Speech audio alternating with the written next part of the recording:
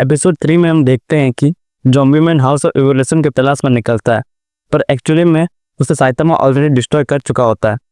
फिर doctor genus बताता है, तुमसे मिलकर खुशी हुई ज़ॉम्बी मैन। ज़ॉम्बी मैन ही ऐसा शख्स है जो डॉक्टर जेनस का ऐसा एक्सपेरिमेंट है जो कभी मर नहीं सकता, या कह लो इमॉर्टल है। लेकिन ज़ॉम्बी मैन उसके लैब को डिस्ट्रॉय करके वहाँ से भाग जाता, जो कि 10 साल पहले की बात है, और उसके बाद ज़ॉम्बी मैन हीरो बन गया। यह सुनकर ज़ॉम्बी मैन डॉक्टर जेनस को कुल्हाड़ी से मारने वाला होता है और कहता, साफ साफ कहो तुमने हाउस ऑफ इवोल्यूशन को दोबारा क्यों नहीं एस्टेब्लिश किया, जो कि वो कर सकता है। लेकिन डॉक्टर जेनस कहता, ये सब करके कुछ फायदा नहीं, क्योंकि एक ऐसा बंदा है जो उसकी आर्टिफिशियल इवोल्यूशन को डिस्ट्रॉय कर चुका है। यहाँ पर बात हो रही है साइतामा की, जिसने डॉक्टर जेनस के एक्सपेरिमेंट्स को एक ही पन से बर्बाद कर चुका होता है। डॉक्टर जेनस बताता है, साइतामा एक ऐसा बंदा है जो अपना लिमिटर को पार कर चुका है। यह सुनकर ज़ॉम्बी मैन को तो पहले समझ में नहीं आता। डॉक्टर जेनस बताता है, सबके पास एक लिमिट होता है जो कि डिटरमाइन करता है उसके स्ट्रेंथ को, वो हीरोज या मॉन्स्टर हो। और इसी वक्त गारा, रॉयल रिपर और इनसेक्ट गॉड से 1v2 फाइटिंग करते रहता है, जो कि देखने लायक होता है। गॉड हर लिविंग थिंग्स में एक लिमिटर सेट किया है, जिसकी वजह से कोई भी अपना लिमिट से ज्यादा पावर यूज नहीं कर सकता। लेकिन साइतामा अपना लिमिटर को तोड़ चुका होता है, जिसकी वजह से साइतामा को कुछ दिक्कत भी हुई, जैसे कि वो गंजा हो गया और अपने आप को अकेलेपन से गुजरता है। और असली बात तो तब पता चलती है जब साइतामा डॉक्टर जेनस के मॉन्स्टर को एक ही पंच में खत्म कर दिया, पर उसके चेहरे पर कोई स्माइल नहीं था। ये सब सुनकर ज़ॉम्बी मैन को बहुत बकवास लगता। वो कहता, ऐसा कुछ नहीं है, क्योंकि ऐसे भी मॉन्स्टर्स हैं जो अपने लिमिट्स को पार कर चुके हैं।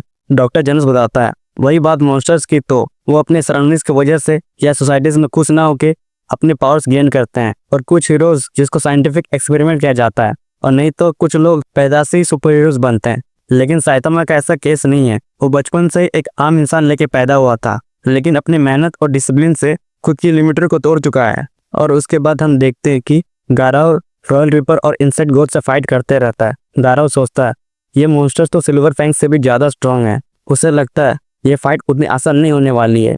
और रॉयल रिपर और इंसेक्ट गॉड भी गाराव की तारीफ करते हैं। गाराव अभी तक उनके सामने खड़ा है, लेकिन गाराव उनके मूव्स को पढ़ चुका होता है और कहता, इस बार वो उसे छू भी नहीं पाएंगे। तभी हेड्रो जेलीफिश तारो को कैप्चर कर लेता है, जो कि गाराव से बदला लेने आया होता है, जिसको गाराव ने पहले ही तोड़ा था। गाराव कहता है, उस बच्चे को छोड़ दो, उसने तुम्हारा कुछ नहीं बिगाड़ा है। और इसी चीज का फायदा उठाकर रॉयल रिपर पीछे से गाराव को हमला कर देता है और बुरी तरह से गाराव पर लगातार वार करता है।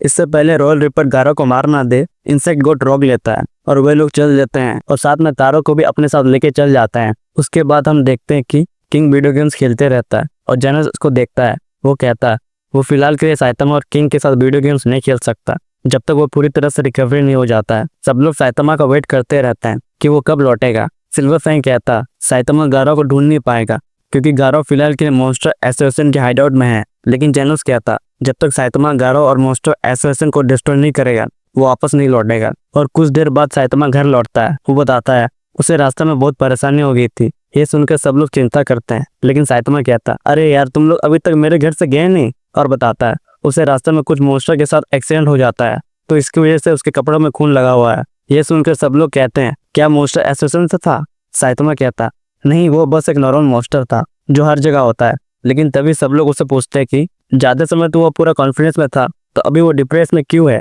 साइतामा कहता, वो इसलिए क्योंकि उसका वॉलेट कहीं गिर गया है और उसमें 6000 येन थे। ये सुनकर सिल्वर फैंग और बाकी हीरो सोचते हैं, अरे यार इसने तो हमें ड्राई दिया था।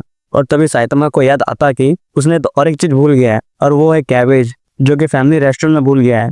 और तभी फुवकी आती है और साइतामा की कैबेज लेके आई हुई होती है। जेनस कहता है, अभी तुम्हें क्या चाहिए साइतामा से? फुवकी गुस्से से साइतामा की ओर देखती है और कैबेज साइतामा को देती। साइतामा ये देखकर थैंक्स बोलता है। वो कहता है, इसे खाने में मजा आएगा। फुवकी कहती, और तुम्हें मुझसे कुछ कहना नहीं है?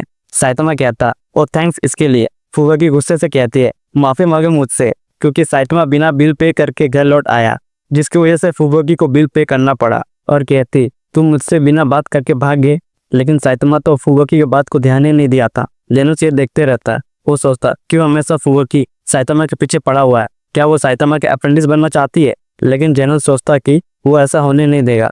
तभी जेनस को कुछ फील होता है कि उसके सराउंडिंग्स में कुछ पावरफुल एनर्जी है, लेकिन उसकी हालत उतनी अच्छी नहीं है कि वो कुछ भी कर सके, और बाकी लोग भी इंजर्ड है। साइतामा का भी फिलहाल के लिए मेंटल कंडीशन स्टेबल नहीं है, तो किंग को भेज देता है। किंग तो पहले जेनस से डरता है, लेकिन जेनस उसे धक्का मार के भेज देता है। किंग बताता है कि उनसे मिलने कोई आया है, और वो होता है डॉक्टर कुसेनो, जो जेनस का आर्मर्ड बिल्ड करता है। वो जेनोस की हालत चेक करने आया होता है। डॉक्टर कुसुनो पूछता है वो मोस्टो का क्या हुआ जिसकी वजह से जेनोस की ऐसा हालत हुई। जेनोस कहता है मास्टर साइतामा ने उसे खत्म कर दिया। और डॉक्टर कुसुनो साइतामा को देख के अपने आप को इंट्रोड्यूस करता है, लेकिन साइतामा कहता क्या आप अपने शूज बाहर रख के आएंगे, मेरा घर गंदा हो रहा है, और उनके लिए मीट लेके आया होता है। ये देख के साइतामा बहुत खुश होता और कहता इसके बाद वो पूरा बात करेंगे। लेकिन फुबकी ये देख के खुश नहीं होती। वो सोचती जब उसने साइतामा की मदद की तब साइतामा ने उसे ऐसा नहीं कहा। ये सोचकर फुबकी गुस्सा होती है और उसके बाद साइतामा वो मीट जेनोस को दे देता है और सबको कहता है अरे यार तुम लोग मेरे घर में कब तक रहोगे, जाओ सब अपने अपने घर जाओ।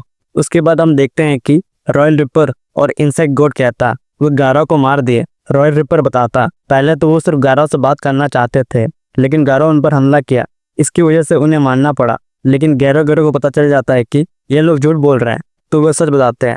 उन्हें गारो को इसलिए मारना पड़ा क्योंकि गारो में कोई मोस्टो बनने की क्वालिटीज नहीं है। तो गारो पूछता क्या गारो सच में मर गया। रॉयल रिपर कहता हाँ शायद, क्योंकि उसने दोबारा मुड़ कर नहीं देखा। उसके बाद गारो कहता इस बच्चे को वे लोग क्या करेंगे जो कि तैयार होता है। रॉयल रिपर कहता है ये बच्चा मेरा शिकार है, इसके साथ क्या करना है मुझ पर छोड़ दो। गारो कहता है हीरो एसोसिएशन जल्दी इस ठिकाने का पता लगा लेंगे, और खासकर एस क्लास हीरोज जो कि बहुत खतरनाक है, तो हमें जंग की तैयारी करना है। यह बात सुनकर सभी मॉन्स्टर्स बैटल के लिए अपने आप को तैयार करते हैं। और फिनिक्स मैन सोचता है कि अगर ओरोची मॉन्स्टर किंग बन सकता है तो वो क्यों नहीं। इसके बाद मॉन्स्टर एसोसिएशन के सारे विलेन आपस में बात करते हैं बैटलफील्ड के बारे में, और वहाँ पर एक कैट मॉन्स्टर जो कि पूरी प्रिजनर का वेट करता। वहाँ पर मॉन्स्टर्स डिस्कस करते हैं कि हीरो एसोसिएशन में फिलहाल के लिए मोस्ट पावरफुल हीरो फ्लैश ही है, जिसके पावर से साइकिक्स और रोबोट्स है।